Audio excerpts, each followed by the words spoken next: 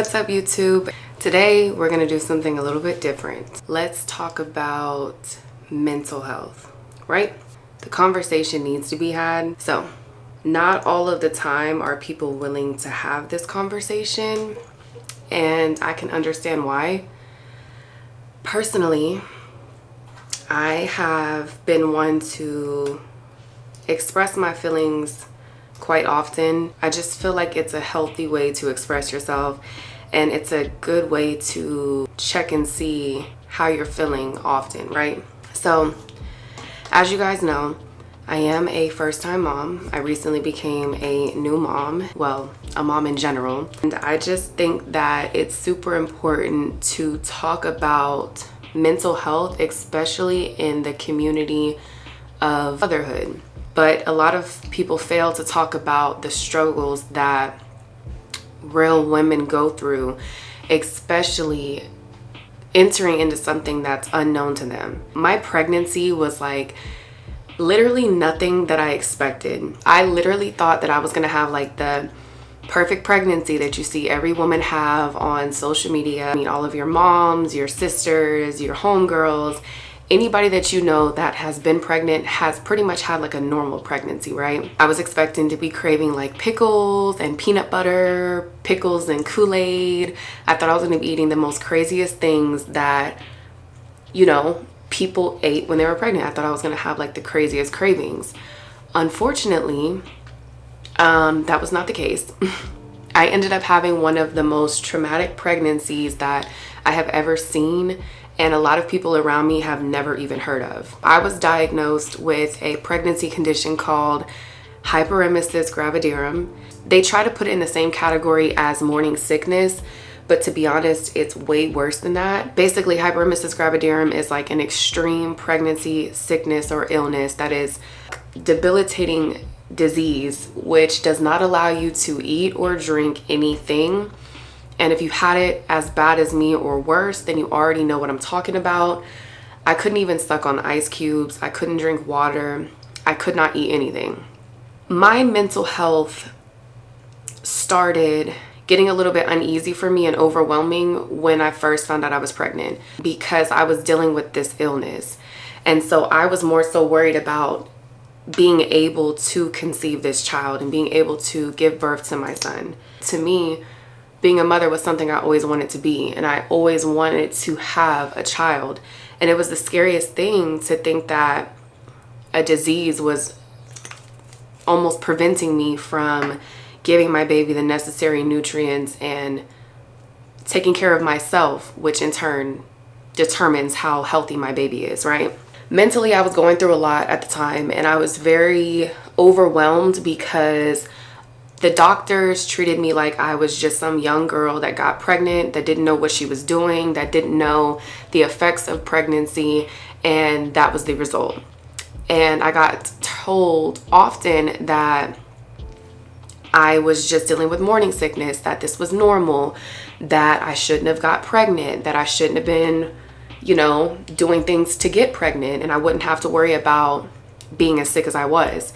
And you know, I had a doctor tell me at one point, well, you got 9 more months of this. And, you know, it was just the way that I was being treated in the hospital was such a hard time for me, because it literally felt like I was alone. It felt like I had nobody there except for my fiance. And of course, my family knew what was going on, but what can you do if you can't do anything for that person? Day in and day out, I was trying to eat, couldn't eat, throwing up, trying to drink water, trying to stay hydrated, ending up in the ER room multiple times out of the week, and being told that pretty much they couldn't do anything for me, being turned around and being told pretty much that, you know, it's just morning sickness, and it's not that. It was really hard for me. And I wanted nothing more than to enjoy my pregnancy, but it was very difficult when everything around you seemed like it was crumbling. Everything around you seemed like you were alone, and that people were taking what you were saying as a joke. And so my mental health started to be affected because I was expressing to people what I was going through, and it seemed like nobody was willing to listen. That kicked it off, right? Things started to get better once I was able to get on the Zofran pump, which allowed me to be able to eat and drink. But mind you, this was after like my first and almost second trimester. So I had already lost about 20 something pounds at this time, which I can't complain. I'm not mad about that part. I feel good that I lost the weight because it wasn't healthy weight to begin with, but it's very difficult to be losing weight in a way that you wouldn't normally lose weight. To be throwing up and losing weight unhealthily was very scary for me. So baby was healthy, everything was good. It was just really hard for me to be excited during the first few months of my pregnancy because I couldn't tell what was to come out of that. So fast forward, we have the gender reveal, we find out that we're having a boy, and I started to feel extremely happy and excited. I was healthy, I was able to eat and drink, and I was actually able to enjoy like the holidays, Thanksgiving. That's like my favorite holiday, so I really wanted to be able to obviously eat good, but enjoy my favorite holiday where all of the family comes together and we literally enjoy our time, right? And thankfully I was able to.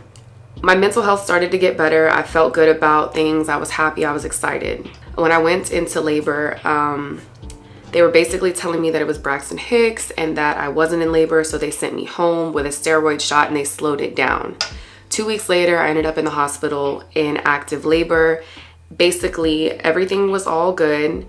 And if you guys haven't seen the labor video, make sure that you check it out. But my son ended up getting stuck, and it was traumatizing for me because everyone rushed in the room and literally like the women were like jumping and pressing on my stomach, and they were basically telling me like, you have to push, you have to get him out. I made the decision to push as hard as I could to get my child out safely.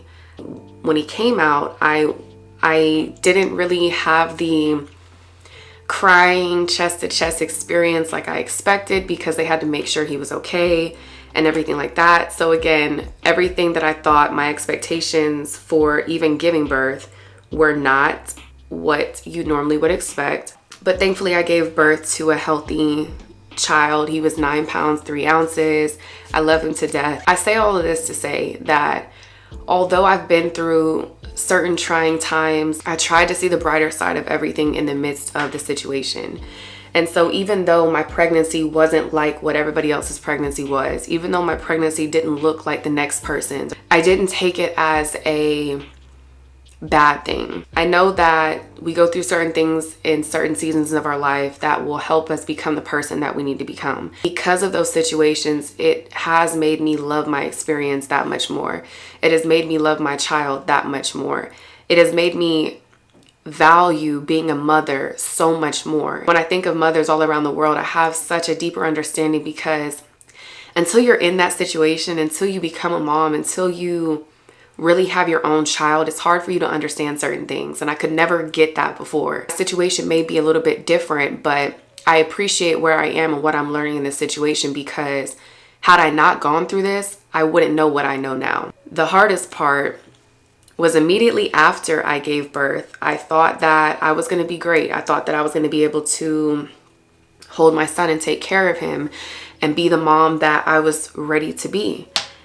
And unfortunately, they couldn't find out what was wrong with me after birth, but I was extremely sick and had the same effects as if I had HG all over again. I was in the hospital for weeks even after giving birth, and the saddest part was my fiance had to take care of our newborn son for the first 2 weeks of his life, and I couldn't be there to take care of him the way that I wanted. Eventually, they found out that I had a stomach ulcer about this big, and it wasn't allowing me to eat or drink, and I was throwing up and going through the effects of being very sick and very ill all over again. It got to the point where I was literally throwing up blood. It was hard to know that the first few weeks of my son being born, I wasn't able to be there the way that I wanted to, but my fiance held it down, and honestly, I just try to spend as much intentional time as I can with him because those moments are moments I won't be able to get back, but I can't change the fact that I couldn't be there the way that I wanted. And although those moments are some of like the hardest memories to think about, I think about all these times that I get to spend with him now, and it just makes it that much better. So as you guys know, pregnancy can come with a lot of ups and some downs, right? And if you're a new mom or you're an expecting mom, don't be scared. Don't be worried about all the negative, and don't consume all of the different stuff that's out there. And I think what my problem was is I looked a lot into other people's situations or other people's stories, and I believed wholeheartedly that that was going to be my story. That because this person did this, or 98% of women went through it this way, or did birth that way, or whatever the case may be, I thought that my experience was going to be just like theirs. And so when it wasn't, it kind of hit me a lot differently. Don't focus on all the other stuff. Don't focus on everybody else's experience. Your experience is your own experience, and there's nothing better than being able to tell your own story. And when it comes to mental health, I think it's super important to express how you feel and talk about the things that are uncomfortable. Talk about the things that are hard for you to express. And during my pregnancy and even after, sometimes it's hard to express how you feel mentally or kind of what you're going through. But if you don't express it, no one's going to know what you're going through. No one's going to know how to help you. No one's going to know how to be there for you. I think what helped me overcome a lot of what I was going through mentally was praying, having that family support, being around my family often helped me kind of relieve some stress or anxiety. It's just a lot about being comfortable with where you are, to know that you're not going to be there forever. Even though I know I may be in an uncomfortable situation at this second, I know that greater is going to come. I know that a better situation can only come from this. And so some of the other things that affected me with my mental health was when I ended up getting really sick in the hospital. They told me to stop pumping because they thought that it was going to stop the pain that I was experiencing in my abdomen area. And I was an oversupplier in the hospital when I gave birth to my son. But unfortunately, when they told me to stop pumping, I lost my entire supply. And so one of the biggest things for me was going into pregnancy. It was at the height of a formula shortage. And so my main thing was I'm going to feed my child from my breast. I'm going to feed him from what I have, my supply. And when I ended up getting really sick, it was to the point where I couldn't even pump. I couldn't breastfeed him. And they had me on morphine, which is a really strong drug, which puts you immediately to sleep. And they basically told me that the medicine was really strong, so I shouldn't be pumping or feeding him from the breast at the time. Just pump and dump is what they were basically saying. And then they came and told me pretty much to stop pumping altogether because, like I said, they thought it was going to help. The stupidest thing I've ever heard. Trust me, I know. So after getting out of the hospital, being released, and having to work my way back up to getting my supply back, it was the most stressful thing to figure out because it wasn't something that I had to worry about initially. But then when certain things happened that made me lose my supply, now that's something that's on my mind. And it was hard to think, okay, I've never had a milk supply to know how you're supposed to get it back. It was different to go from being a complete oversupplier to go from having so much to literally having none, not even pumping an ounce from both of my breasts was so stressful. I'm at the point now where I am pumping very good pumps. I'm back to normal. I guess what normal is. I'm not back to where I was being like an oversupplier, I guess I should say, but I make good amounts of milk for my son. So the stress from that standpoint is gone. I'm happy and thankful to be able to have came back from that. But when I tell you, it was the hardest thing to mentally think about. And again, it was just so hard because I didn't initially have to think about it. To be so worried about how I was going to feed my son was very difficult for me. So I'm just happy that I'm out of that situation. What it really was staying motivated and honestly doing all the things that you don't necessarily want to do. It was hard because I had the stomach ulcer, so I wasn't eating. I had to take medicine, but I didn't have much of an appetite. In order to produce milk, you have to be drinking a lot of water and you have to be eating around the clock. And I honestly wasn't eating. I wasn't drinking much. I had no desire to do these things. And so trying to force myself to do something I didn't want to do was difficult, but it paid off in the long run. Anybody who is having trouble producing milk or going through the trying times of trying to get your milk supply up, trust me, it's possible. It's just about doing something that you don't necessarily want to do to get back to where you want to be. Another thing that's super important, and I think it plays a lot into your mental health, and I know it played a lot into my mental health, is finding balance in your life after having a baby, and also just catering to yourself, because a lot of times before you have a kid, you might be able to get away with like putting yourself like on the back burner or not probably like catering to yourself the way that you should. I don't recommend it at all, but it happens, and sometimes it's just by nature we don't think about that. Sometimes we're selfless and we may think of others before we think of ourselves, or whatever the case may be. If you're not mentally where you should be, or if you're not taking care of yourself or loving yourself the way that you should, it's hard for you to love other people, especially your child. I knew that if I wasn't my best self, there's no way possible that I could be a good parent, or there's no way possible I could be a good spouse or a good person in general in anyone's life. I value myself a lot differently, and I value my self-care and my self-love a lot because I know the effects of not catering to yourself. I've lost myself before, and I'm sure like all of us at some point, you probably haven't felt your best. And so when you are in that situation, it can sometimes be hard to see a way out or to believe that it'll ever come to an end. When you're in these situations, it's important to remember that it's just a moment, that this feeling isn't forever, and that there is going to be something better on the other side. A lot of times it's hard to see the brighter side in situations when you're in it. Trust me, I've been there, I get it, but it's important to always kind of have like a positive mindset or a positive outlook. It's important to learn at some point so we're not repeating the same cycles, and we're not passing trauma down, or we're not like being bad versions of ourselves because we didn't do the self-work that we needed to do within. And so lastly, on my little rant about mental health, having a schedule is so important, and it is essential to getting things done.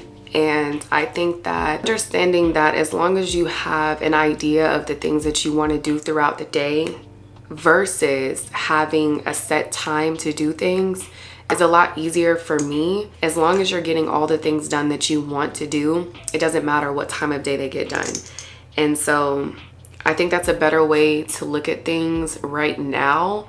I'm not saying that that's how it's going to work for the rest of my life or even for the next few months, but for now, this is what's working. And I think it's important to understand what works for you at the time that it's working for you, and being okay with pivoting in case it's not something that's serving you in the long run. I encourage any mom or anybody in general who is looking to live a more productive life or looking to deal with your mental health differently this time around is to do things that you don't normally do. And for me, it was easy when I was in school. It was easy when I was doing certain things that required me to do things at a set place and a set time. When you're on your own, when you're not in school, when you're maybe working from home, or when you're a stay-at-home mom, things are different. You create your own schedule, you make your own rules. And a lot of times when we have that much freedom, we kind of slack a little bit, or we get a little bit behind because we're not holding ourselves accountable the way that we should. And I think it's super important to catch yourself before you end up feeling like you're behind the curve, or feeling like you are unmotivated or lazy or things like that. And once you find yourself in those moments, it's like a downward spiral.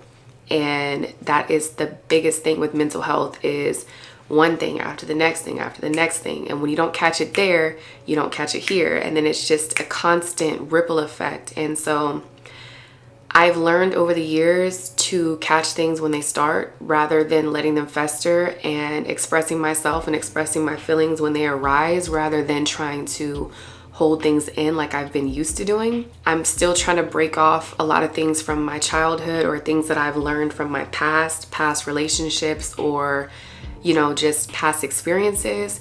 And so honestly, I can just say that I'm happy with where I am right now. It's been a journey. It's been a long time coming. I am 4 months into being a new mom, and honestly, I can say that it has been the funnest ride that I really don't want to get off of. There's ups and there's downs, and there's times where you're confused, and there's times where you're frustrated, and there's times where you're overwhelmed, but don't let it consume you. And honestly, just take things a day at a time. Try to be better than you did yesterday. Try to do things differently. If it's not working one way, try it a different way. And yeah, just keep yourself uplifted. Be mindful of what you are consuming at this time. And especially with postpartum depression being a real thing, if you are feeling the effects of loneliness, or, you know, having certain thoughts, or feeling overwhelmed more than usual, if you're feeling uninterested more than usual, seek help and actually look for those resources. Don't be afraid to express yourself, because everyone goes through it. Everybody at some point has had these feelings, or some of these feelings. And if you're a mom, it's completely normal. It's important to take care of yourself, and it's super important to take care of yourself even as a mother, because if you're not going to do it, no one's going to do it for you. That's just my little rant or conversation about mental health, and I take it super seriously. I always have, and I always will, and I encourage you all to do the same.